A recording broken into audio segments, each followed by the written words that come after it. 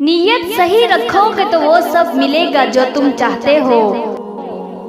अपनों से मुनाफिकत करने वालों को मैंने हमेशा गैरों के पाँव में गिरते देखा है। आज का इंसान रिस्क के लिए परेशान है और मगफिरत से बेफिक्र। इंसान कितना ही अमीर क्यों ना बन जाए, तकलीफ बेच नहीं सकता और सुकून खरीद नहीं सकता।